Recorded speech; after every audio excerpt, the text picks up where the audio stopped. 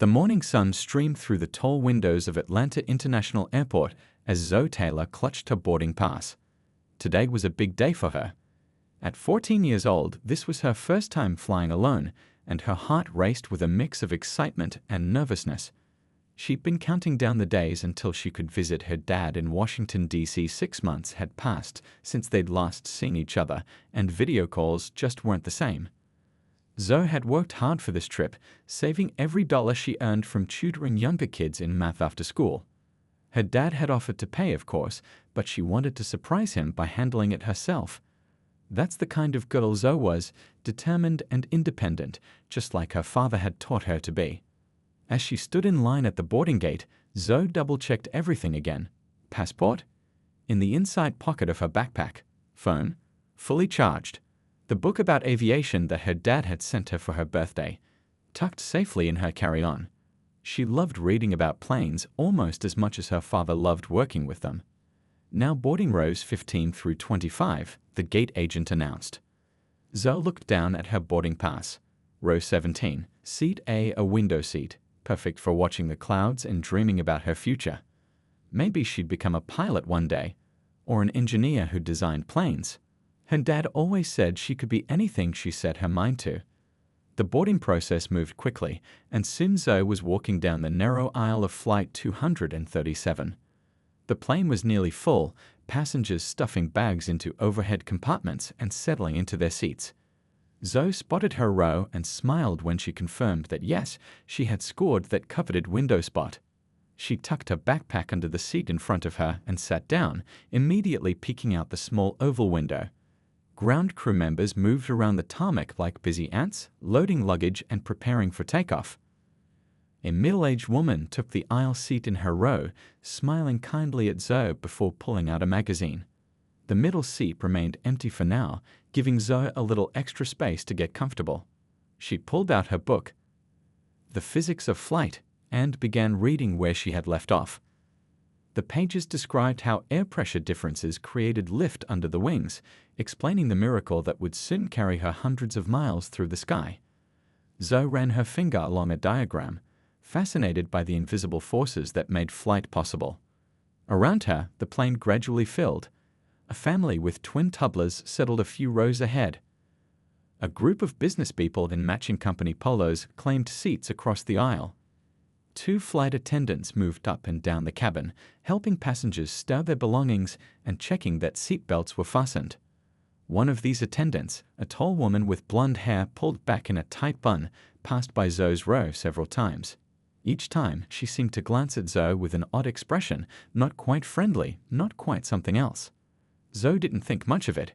She was too busy imagining the moment when she'd step off the plane in D.C. and see her dad waiting with that big smile of his. He'd promised to take her to the Air and Space Museum, and maybe even arrange a special tour of some of the aviation facilities where he worked. The thought made her hug her book closer to her chest. The captain's voice crackled over the intercom, welcoming everyone aboard and announcing a flight time of 1 hour and 45 minutes with clear skies ahead. Outside the window, the late morning sun glinted off the wing. Zoe took a deep breath, feeling truly independent for the first time in her life.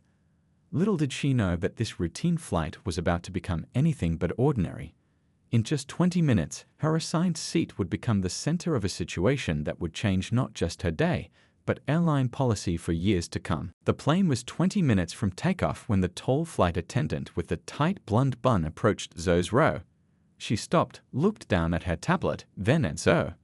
"Excuse me," she said, her voice sharp enough to make Zoe look up from her book. "We need you to move to a different seat." Zoe blinked in surprise. "Is something wrong with this one?"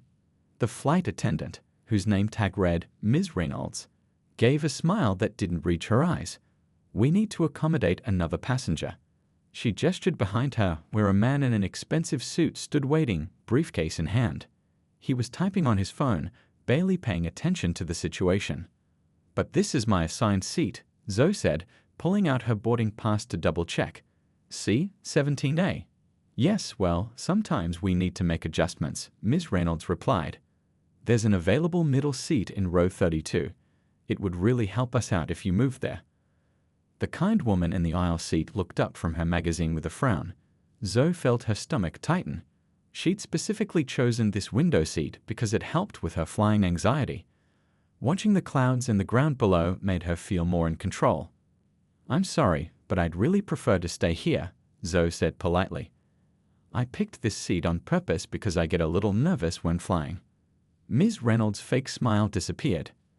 "This gentleman is one of our frequent flyers with premium status. He prefers this section of the plane." Zoe noticed that the businessman still hadn't looked up from his phone or acknowledged her presence. She also noticed something else. There were at least 3 other teenagers sitting alone in premium economy seats, and none of them were being asked to move. "I understand," Zoe said, trying to stay calm like her dad had taught her, "but I bought this specific seat. It's on my boarding pass." People in nearby rows had started to notice the conversation. An older woman across the aisle was watching with narrowed eyes.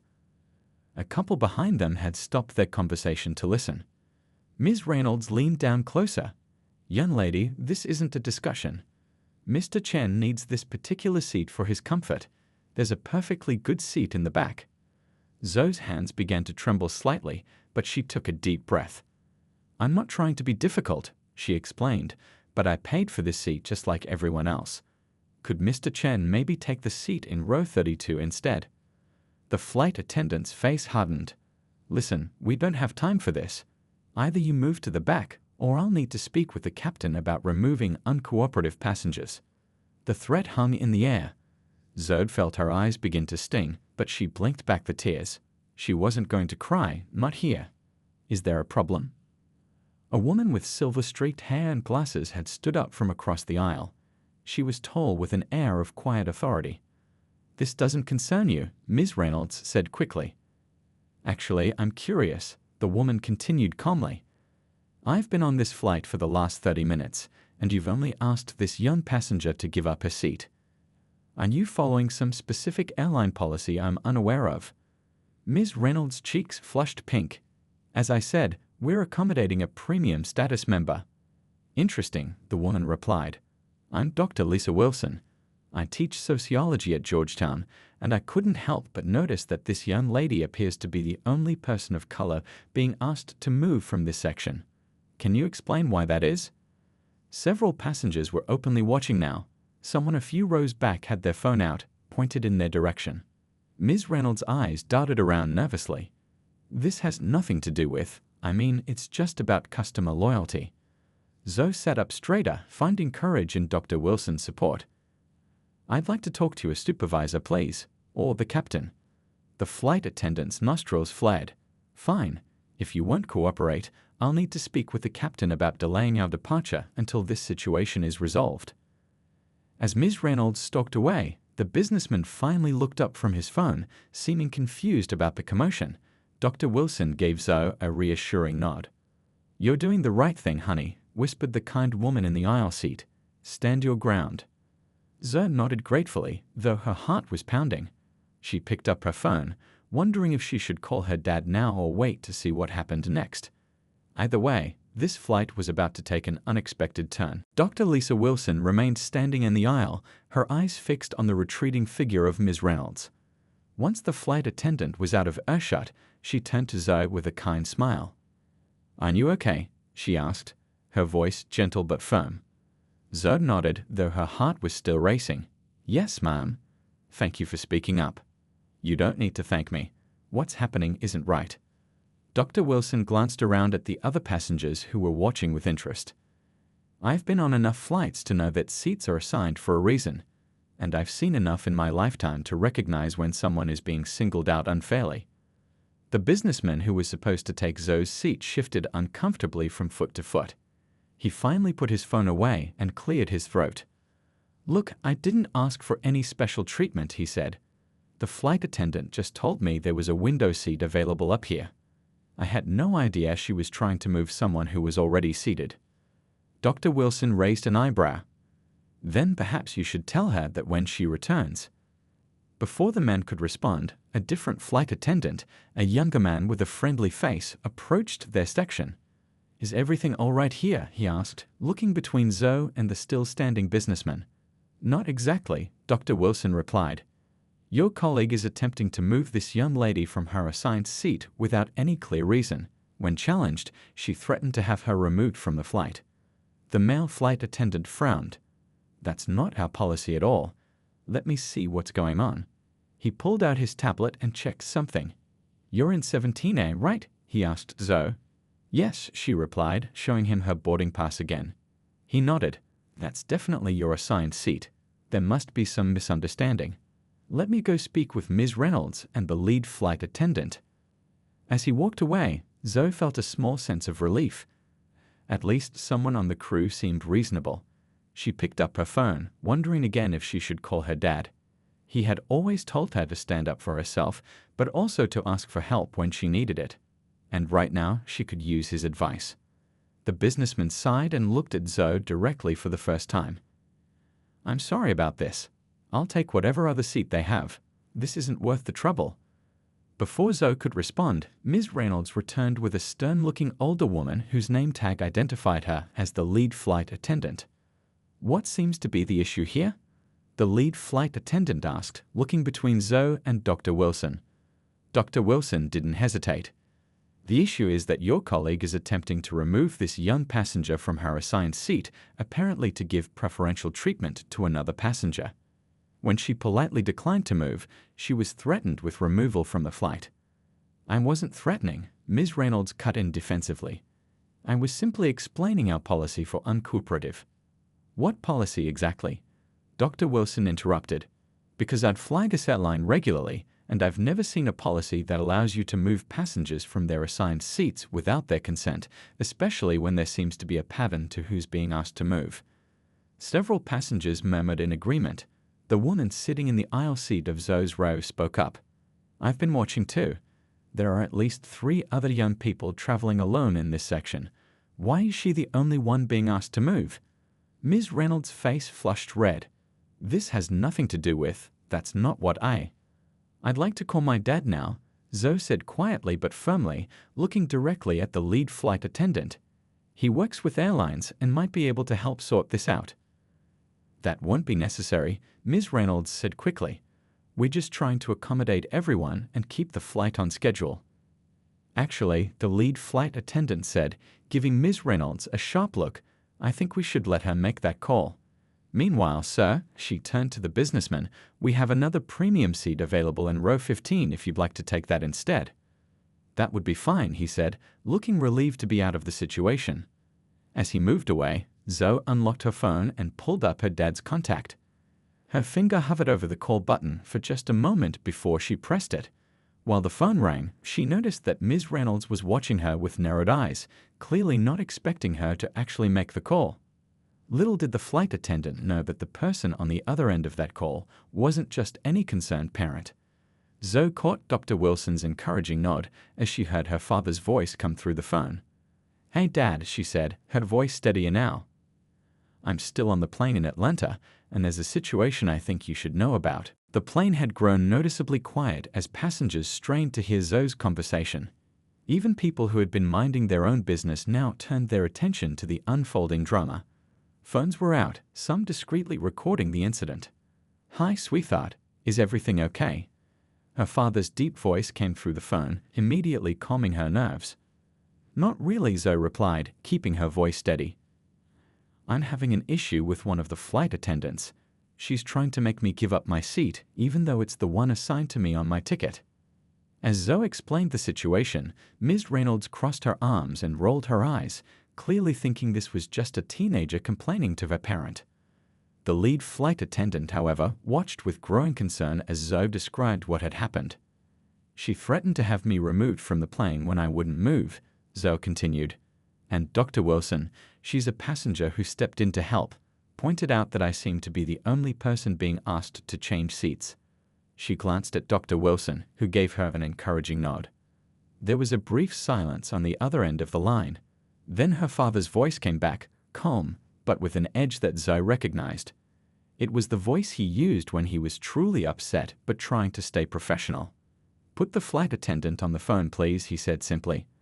Zoe held out her phone to Ms. Reynolds. My dad would like to speak with you. The flight attendant's expression shifted between annoyance and uncertainty. She reluctantly took the phone, forcing another fake smile as if Zoe's father could somehow see her through the call. "This is Flight Attendant Reynolds speaking," she said in a sugary sweet voice that sounded nothing like how she'd spoken to Zoe. "I'm sorry about the confusion, but we sometimes need to make seating adjustments for—" She stopped mid-sentence, her eyes widening slightly as she listened. The color slowly drained from her face. The passengers watched as her professional demeanor crumbled with each passing second. "Ah, yes, sir." "No, I didn't realize," Ms. Reynolds stammered. Her eyes darted nervously to Zoe, then to the lead flight attendant, who was watching with increasing concern. Dr. Wilson leaned closer to Zoe. "Your dad must be someone important," she whispered. Zoe just shrugged. Her dad never made a big deal about his job. He always said it was the work that mattered, not the title. Ms. Reynolds' hand had begun to tremble slightly as she held the phone. "Yes, sir, I understand." "Of course. Here's the lead flight attendant." She quickly thrust the phone toward her superior, as if it had suddenly become hot to the touch. The lead flight attendant took the phone with a confused expression. "This is lead flight attendant Rivera. How can I help you?" She listened for a moment, her eyebrows rising higher with each passing second. "Yes, Mr. Taylor. I understand completely. I want to personally apologize for this incident." She listened again, nodding. "Yes, sir. I'll handle it immediately." Another pause. "Of course, I'll put your daughter back on." She handed the phone back to Zoe with a look of newfound respect. "Your father would like to speak with you again." Zoe took the phone. "Dad?" "Everything's going to be fine now, honey," he assured her. "They're going to let you stay in your seat, and Ms. Rivera is going to make sure the rest of your flight goes smoothly. I've also asked to speak with the captain." "Thanks, Dad," Zoe said, feeling a wave of relief wash over her. "I'm proud of you for standing up for yourself," he continued.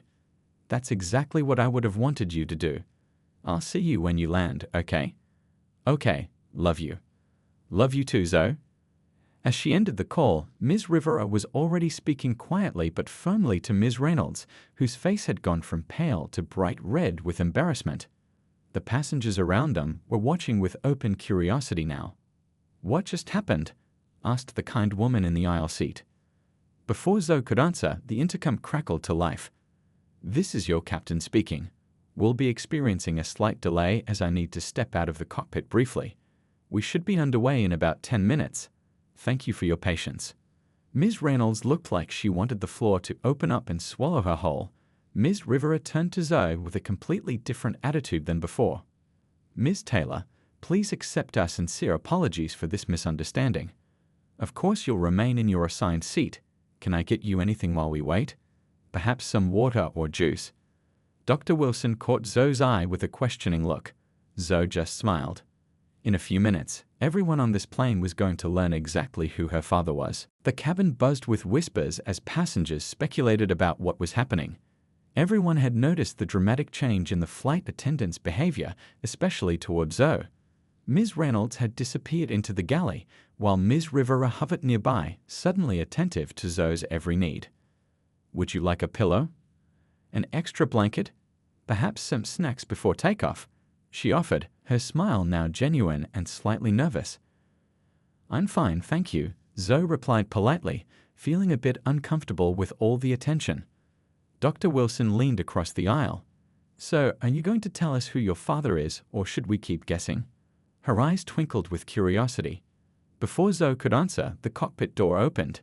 The captain emerged, a tall man with silver-streaked hair and a serious expression.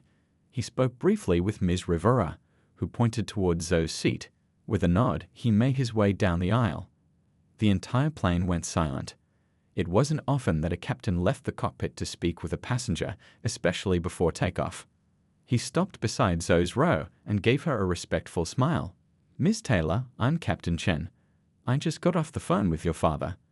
I want to personally apologize for what happened today." Zoe smiled back. "Thank you, sir." The captain turned to address the curious passengers around them. "Ladies and gentlemen, we've had a situation that I'd like to address openly. It appears that one of our crew members attempted to relocate a passenger from her assigned seat inappropriately. This goes against our airline's policies and values."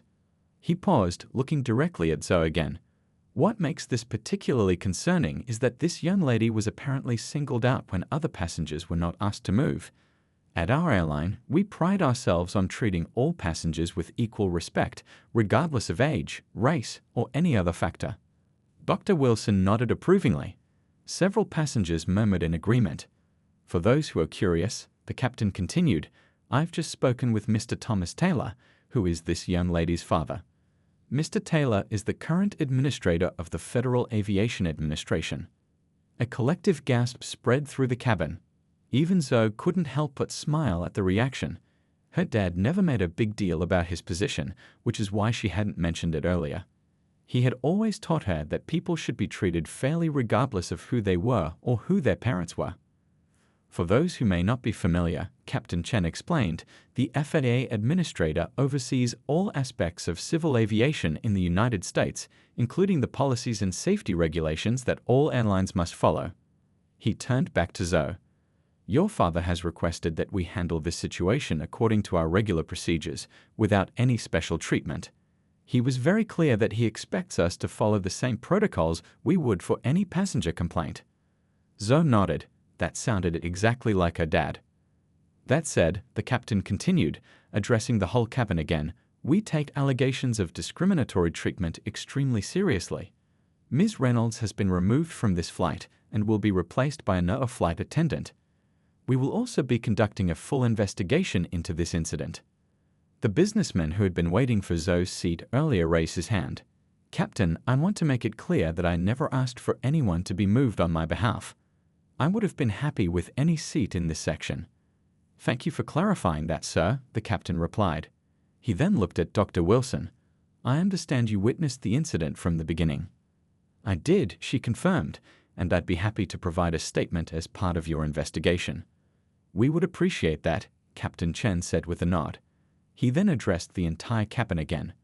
"Ladies and gentlemen, we'll be departing shortly. I want to thank you all for your patience during this delay." As the captain returned to the cockpit, a new flight attendant appeared. A friendly-looking woman who quickly began assisting passengers with their final preparations for takeoff. The kind woman in the aisle seat patted Zoe's hand. "Well, that explains a lot. Your dad must be an impressive man." "He is," Zoe agreed, "but not because of his job title. He always says that what matters most is how you treat people, especially when no one's watching." She looked out the window, thinking about how proud she was to be his daughter. Ms. Rivera approached one last time. "Miss Taylor, is there anything else you need before takeoff?" Zoe shook her head. "No, thank you. I'm just looking forward to seeing my dad." As the plane finally began to push back from the gate, Zoe couldn't help but wonder what her father would say when she told him the whole story in person. This was certainly not how she had expected her solo flight to go. The flight to Washington, D.C. was surprisingly peaceful after all the drama before takeoff. Zoe spent most of the journey reading her aviation book and watching the clouds drift by outside her window. Every now and then, she'd catch passengers glancing her way or whispering to each other, clearly still processing what had happened. The new flight attendant, whose name tag read Ms. Patel, was kind and professional. She stopped by Zoe's seat a few times to check if she needed anything, but did so without making a fuss, treating her just like any other passenger, which Zoe appreciated. About halfway through the flight, Dr. Wilson moved to the empty middle seat in Zoe's row with the kind aisle woman's permission. "Hope you don't mind if I join you for a bit," she said, settling in beside Zoe. "I thought you might want some company after all that excitement." Zoe smiled. "I don't mind at all. And thank you again for speaking up earlier." Dr. Wilson waved away the thanks. "You know, I teach a course on ethical leadership at Georgetown. I might have to use today as a case study, without using your name, of course." "What would the lesson be?" Zoe asked curiously. "Oh, so many things," Dr. Wilson replied, adjusting her glasses. "How power dynamics play out in public spaces, how quickly people's behavior changes when they discover someone has influence. How important it is to stand up for what's right, even when it's uncomfortable." She paused thoughtfully. "But I think the most important lesson is about dignity. Everyone deserves to be treated with respect, regardless of who they are or who they know." Zoe nodded. "That's exactly what my dad always says." "He sounds like a wise man," Dr. Wilson said with a smile. And he must be doing something right, raising a daughter who stands her ground so respectfully. As they continued chatting, Zoe learned that Dr. Wilson had written several books on social justice and had once worked for the Department of Transportation before becoming a professor. They talked about Zoe's interest in aviation and her dreams of possibly becoming an engineer one day. About an hour before landing, the businessman who had been waiting for Zoe's seat earlier approached their row. He cleared his throat nervously. "Excuse me," he said, addressing Zoe directly. "I wanted to apologize for my part in what happened. I had no idea Ms. Reynolds was trying to move you from your assigned seat. I would never have gone along with it if I'd known." "It's okay," Zoe assured him. "It wasn't your fault." "Still," he insisted, "I should have paid more attention to what was happening instead of being buried in my phone." He handed her a business card. "I'm Mr. Lee. I work for an engineering firm that partners with the aviation industry. If you're ever interested in learning more about aviation engineering or looking for an internship in a few years, please reach out." Zoe took the card, genuinely surprised. "Thank you, Mr. Lee. I might take you up on that." After he returned to his seat, Dr. Wilson gave Zoe an approving nod. See how things come full circle. Standing up for yourself opened an unexpected door. As the plane began its descent into D.C., several other passengers stopped by to express their support. An elderly couple told her they were proud of how she handled herself. A young mother traveling with her toddler said Zoe had set a good example for her daughter about not letting people push you around. The intercom crackled as Captain Chen made his final announcement. "Ladies and gentlemen, we're beginning our final approach to Washington, D.C. The weather is clear, and we should be on the ground in about 20 minutes. I want to thank you all again for your patience today." He paused briefly before adding, "And Miss Taylor, your father called again. He's waiting for you at the gate." Zoe felt a warm glow of excitement as she fastened her seatbelt for landing. She glanced out the window at the sprawling city coming into view below. After all the drama, she couldn't wait to see her dad and tell him about everything that had happened, especially about Dr. Wilson and Mr. Lee. As the plane touched down with a gentle bump, the kind woman in the aisle seat leaned over with a smile. "Your first solo flight certainly turned out to be memorable, didn't it?" Zoe couldn't help but laugh. "Definitely not what I expected." What had started as a frightening confrontation had somehow turned into something positive. A chance to stand up for what was right, to make new connections, and to see firsthand the impact of her father's work. As the plane taxied to the gate, Zoe gathered her things, eager to step off the plane and into her dad's waiting arms. The airplane door opened with a soft hiss and passengers began to file out. Normally, Zoe would have had to wait her turn, but Ms. Patel gave her a nod, indicating she could go ahead. Several passengers smiled at her as she made her way to the exit, a few even offering words of encouragement. "Stay strong, young lady. Great job standing up for yourself. Your dad must be so proud." As Zoe stepped into the jet bridge, she spotted him immediately.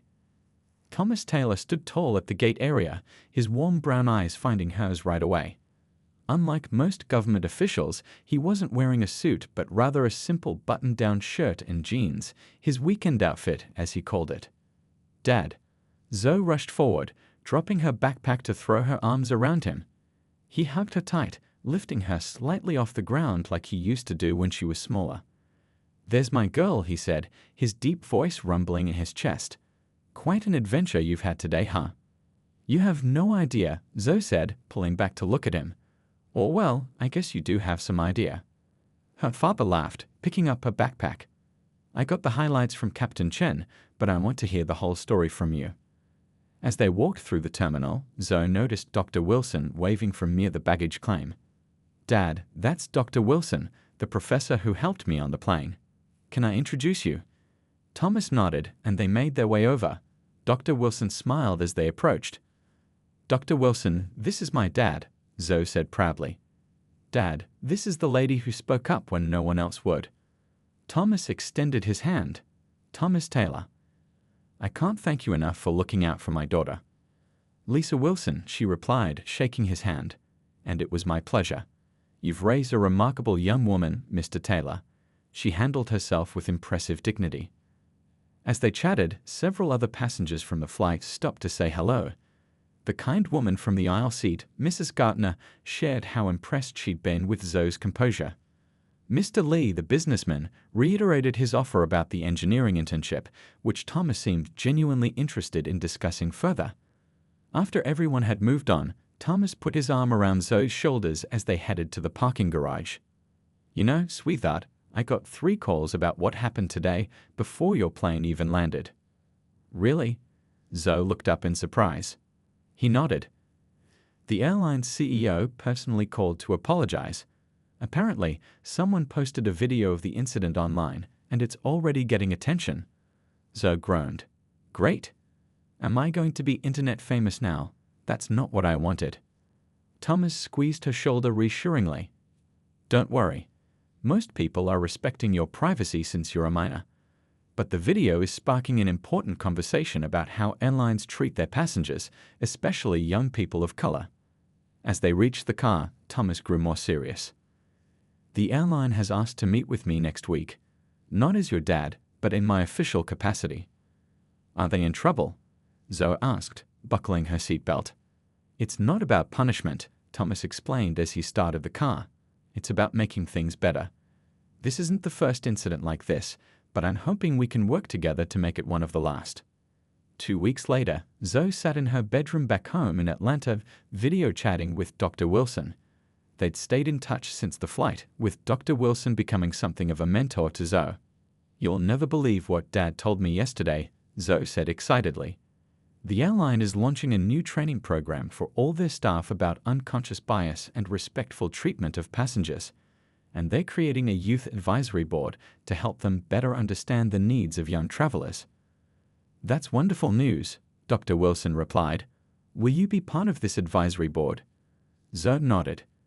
"They asked me to join, along with teenagers from different backgrounds. Our first meeting is next month." "Your experience is already creating positive change," Dr. Wilson said with pride in her voice. "That's how progress happens. One person stands up, others join in, and systems begin to shift." After ending the call, Zoe looked at the bulletin board above her desk. Pinned, there was a newspaper clipping about the incident, with her name withheld for privacy, Mr. Lee's business card, and a note from Captain Chen thanking her for her courage and grace under pressure. What had started as a scary confrontation had turned into something much bigger than herself. Zoe opened her aviation book, feeling more certain than ever about her future path. Someday, she would help build planes that carried people safely across the sky, all people treated with equal dignity and respect.